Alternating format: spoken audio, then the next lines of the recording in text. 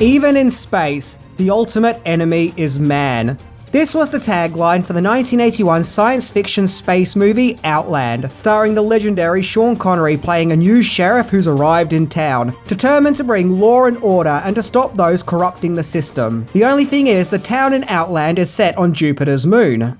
At a time when space movies were the craze, along with alien and space creatures, Outland creates a more down-to-earth action movie, which just so happens to be set in a space movie setting, where Connery plays William O'Neill, a new sheriff on a small mining community on Jupiter's moon, Io. However, Marshall finds out his corrupt boss, Mark Shepard, played by Peter Boyle, is supplying a dangerous narcotic to the workers, which increases their workability, but also gives them dangerous psychotic breakdowns. O'Neill must fight for his life in order to stop this dangerous intergalactic drug operation. So buckle up as we look at one of the most insanely underrated science fiction movies of all time, Outland. And when I say underrated, I'm not overrating just how underrated this movie is. So let's play the credits and let's check shit out.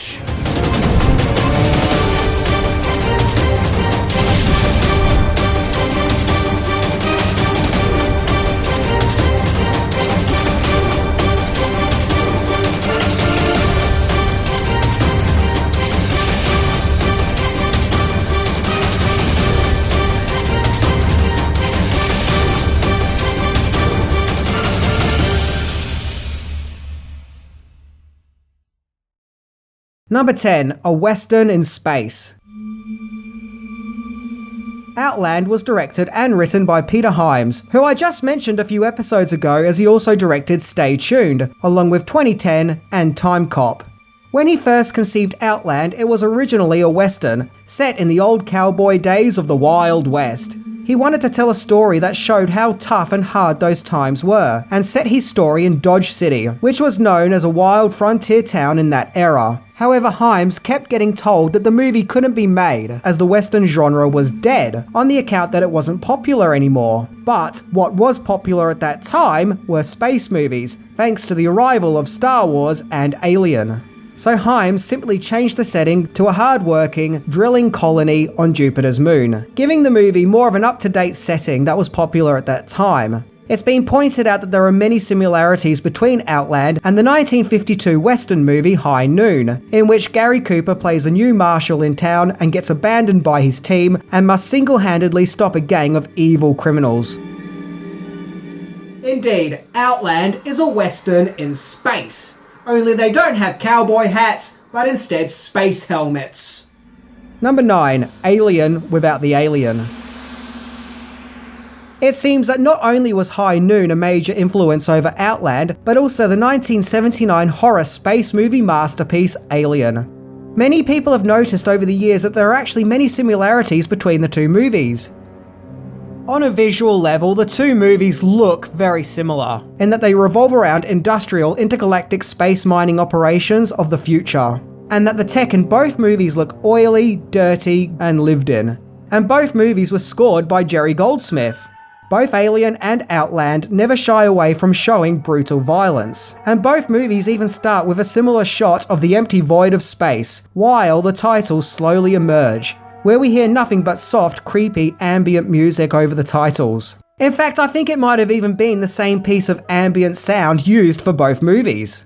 All this has led many fans to believe that Outland and Alien have a shared cinematic universe, back in the day before shared cinematic universes were the popular norm. And I like the idea and have no problem with the world of Alien being explored, and that world doesn't just have to focus on the alien creatures themselves. The biggest difference between the two is the villains in Outland aren't vicious alien creatures, but rather a corrupt human order. Hence the movie's tagline, even in space the ultimate enemy is man, which almost feels like an antidote tagline to Aliens in space no one can hear you scream. So what do you guys think? Is Outland part of the Alien universe, or is it just a movie that looks and sounds like Alien? Number 8, original title. The Outland project was first taken to Universal Pictures, but during the movie's early production, Universal then turned it down. The movie was then taken to 20th Century Fox, who previously distributed both Star Wars and Alien, where it found its way to Alan Ladd Jr., who was the executive who famously gave George Lucas the go-ahead to make Star Wars. Through Alan Ladd Jr., Outland became a release through his new movie company, The Ladd Company, which 1 year later would also produce the science fiction movie Blade Runner, and through The Ladd Company, Outland would be distributed by Warner Brothers. The original title that Hyams gave his action space thriller wasn't Outland, but rather the not-so-flattering title of Io, which is the name of the Jupiter moon where the movie is based. Io is an actual moon of Jupiter, but it could probably never be inhabited by civilization in real life, due to its high levels of radiation and volcanic activity. But regardless, the title had to be changed, as many people who read the script would often misread the title and thought that the movie was called 10, in which, incidentally, 2 years earlier, Warner Brothers also produced a romantic comedy which was called 10, and some people even referred to the movie as Low, as opposed to I.O. So I guess it was felt that this may cause some confusion to movie audiences, so the title was changed to Outland, which, to be honest, is a more striking title than I.O. According to the movie's Italian poster, in that part of the world it was called Atmosfera Zero. I like that. Number 7, possibilities of casting. You thought I was going to say casting possibilities, didn't ya? When Hyams wrote Outland, he always had Sean Connery in mind for the movie's main lead of Marshal William O'Neill, but there were some doubts as to whether or not he would take the part, so other actors were considered for the role, including Gene Hackman, James Brolin, and Clint Eastwood. Yeah, just imagine a movie where Clint Eastwood plays a tough cowboy in space. I'd watch that. The Burbs actor Bruce Dern was considered for the role of Sergeant Montone, Marshall's corrupt second-in-command, but the role ended up going to Hill Street Blues actor James Sikking. The role of the feisty but still likeable Dr. Lazarus was first given to Colleen Dewhurst, but the part ended up being recast with Frances Sternhagen, who really packs a punch with her performance, and appears to be oddly both unlikable but likable at the same time, and she has great chemistry with Connery, and you believe that throughout the movie they develop a good friendship. We can't of course forget the movie's big bad, Mark Sheppard, played by Peter Boyle, who previously starred in Taxi Driver and would go on to star in Everyone Loves Raymond. He's great at playing the villain, and really does come across as a nasty piece of work. And it's great watching him spar off against Connery. It's like an epic battle of the beards. All in all, the acting in Outland is pretty good. Except for that kid who plays Paulie, Connery's son. Okay, I don't want to pick on a little kid's acting, but man, he was bad. Like, really, really, really bad. Ugh! Number 6, Sean Connery said yes. So much to Hyams' delight, Connery said that he would star in the movie. In fact, he was really enthusiastic about it. This came at an awkward time in Connery's career, where he was no longer James Bond, but his career hadn't yet had its revival with The Untouchables and The Last Crusade. So it was a period in his career where he was starring in movies that weren't really that well received. In Outland, Connery appears energetic and ready for action, making him seem more youthful than in some of his prior roles, especially when you compare him 10 years earlier in Diamonds Are Forever, where he looked much older, was out of shape, and seemed tired and sluggish. Nope, this time he's full of beans and has plenty of energy as he leaps into action. He even looks pretty badass on the poster. However, not so much on this alternative poster, where he looks like he's just eaten something really hot and spicy. You know that face you make when you have a hot chip in your mouth and you're sort of like, whoa! Or is that just me? However, due to filming Outland, Connery wasn't able to have an intended cameo in the movie Chariots of Fire. He did, however, manage to get some time off to film his small role for Terry Gilliam's fantasy movie Time Bandits, which was filmed at the same time. So, in that regard, not only is Outland a western in space, but it's also James Bond in space, which, to be fair, was a concept previously explored in the actual Bond movie Moonraker 2 years earlier. Still, pretty cool. Number 5, filming location. Just as with Alien before it, Outland was filmed at Pinewood Studios near London in the UK, which would have felt like home for Connery as that was also where he filmed his previous Bond films, with the sets for the movie being filmed on the studio sound stages. The sets look great in Outland. Once again, it looks like a world that's been lived in, and has that alien look and feel. However, I do think that some of the miniature models haven't really aged as well, but you know, it was 1981 after all. Outland introduced a new filming technique called introvision, which was an alternative to blue screen, where the foreground, background and middle ground could be combined in the camera. A short-lived technique that would also go on to be used in Stand By Me and The Fugitive. According to IMDb, there was something of a controversy surrounding Outland's production, as Stephen Goldblatt was hired to do the cinematography for Outland, but it was actually Himes himself who worked on the cinematography, with Goldblatt just working on the shots that Himes himself couldn't figure out, with Goldblatt feeling misled as he felt that he was hired to be the movie's sole cinematographer. According to the movie trivia site, Goldblatt still stayed on board with Outland to learn more about the introvision technique. That, and he felt that leaving the production might have ruined his career.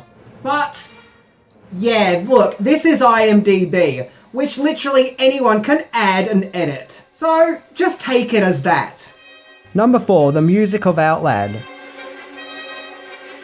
So as mentioned, the legendary Jerry Goldsmith scored the music for Outland, and it sounds thrilling and otherworldly. Now, it's impossible to not make the comparisons to Alien, as parts of both these scores do sound very similar. In fact, I've even heard some rumours that Outland uses music that he previously composed for Alien, which were rejected.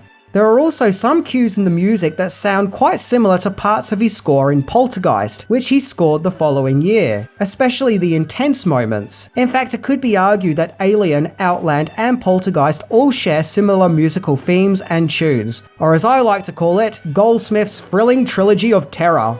But all three scores are amazing, so no complaints from me. What I do get a chuckle out of is the bar scenes, where Goldsmith tries to create a futuristic nightclub music for a dark, seedy bar. And, look, he did his best. And it does sound really, really funky. Number 3, comic adaptation. A comic adaptation of Outland was created and published in Heavy Metal magazine. Bit of a coincidence, as in my previous episode for 1941, the Heavy Metal Company also produced a comic book for that movie too. Heavy Metal magazine often focused on dark, violent science fiction stories, so Outland was right up its alley. And the detail and illustrations are amazing. They are full of action and colour, and got Sean Connery's likeness perfectly down to a T. The comic in general really captures the look and feel of the movie, and makes you miss the days when comic adaptations based on movies were more frequent. A novelization of the movie was also published, which was written by Alan Dean Foster, who also wrote the novelizations to Star Wars, Star Trek, and Alien, so the book was in good hands. And the book has received a ton of glowing reviews on Amazon, claiming that the book is very well detailed, which helps to get into the minds of the characters, as well as expand on the world seen in the film. One reviewer even suggested that the book is actually better than the movie. So yeah, if you want to experience a more in-depth version of Outland, well, the book exists. Number 2, televised version. In 1984, CBS aired Outland, only it was a slightly altered version of its cinematic release, with some scenes cut due to TV regulation standards, but it also featured quite a few scenes that were cut from the final film, creating a lost and unique version of Outland. It was common practice in the 80s for movies to be televised with deleted scenes from said movies, as it would beef up the movie's duration, which would allow for more commercial time during their broadcasts. Sadly though, I was unable to find any of the deleted scenes, so maybe someone out there somewhere has a recording of this televised version of Outland. It was also announced in 2009 that there would be a remake of Outland, which was to be directed by shoot 'em up director Michael Davis, but 12 years later and there is no news as to what exactly has happened to this planned remake. So it seemed that Outland managed to avoid the dreaded remake curse. Phew! Number 1, Outland on the big screen. Outland was released in May 1981, making it now 40 years old. Man, I am old. Its budget was about $18 million and would only go on to make about $17 to $20 million back. The exact number isn't made clear, but it did financially flop. What's fascinating about this case is the movie had a really strong start in its opening weekend, which the New York Times described as being sensational, but after that its numbers drastically dropped. Something that is attributed to Outland's drastic box office drop is the fact that it was released in less than 350 theatres in the States.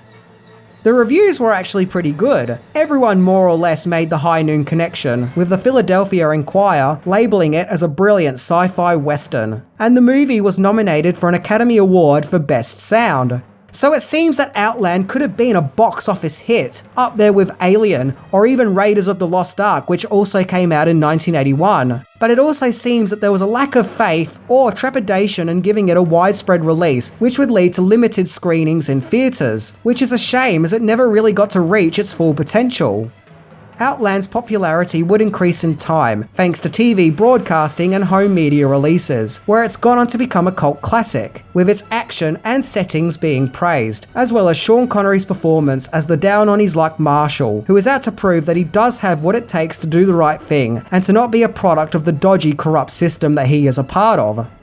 Outland is an excellent and exciting action thriller, which could have been set anywhere, from the Wild West to a modern-day city setting. But it's a nice gimmick that it's a crime caper about the distribution of a dangerous narcotic, which is set in space and has a science fiction setting, proving that science fiction movies don't just have to revolve around alien monsters and spaceships, that you can have a science fiction space spectacle which can simply revolve around human criminality, and still be equally engaging. Lovers of the action and space genre definitely have to watch this criminally underrated movie. Outland is easily one of the best science fiction movies to come out of the 1980s. And I would even go as far as to say one of Sean Connery's best post-James Bond performances. I always felt with Connery that you can kind of tell when he's bored and just doing a performance for a paycheck. But here, he is fully invested in the part. So go give Outland some love. Anyway, I'm Minty, and I actually do really want to go to a nightclub that plays Jerry Goldsmith's futuristic nightclub music. See ya!